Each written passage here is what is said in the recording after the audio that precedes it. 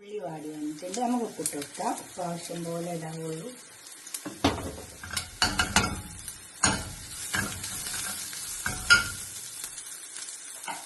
അവരക്കായില്ലേ carrot ഇട്ട്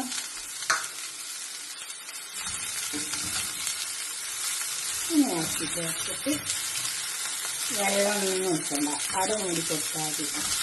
കയ്യിലങ്ങനെ തിന്നുമ്പോൾ തീ ചെറുതാക്കി വെച്ച് വെക്കാം. പിന്നെ ഒഴിച്ച് വരട്ടി എന്നൊക്കെ പറയട്ടോ. ഉണ്ട് വെള്ളം ഒഴിച്ച് കൊടുത്താൽ നമുക്ക് അട മൂടി കൊടുക്കാം. അതിന് ചുറ്റുള്ള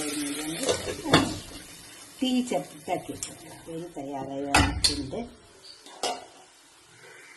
നല്ല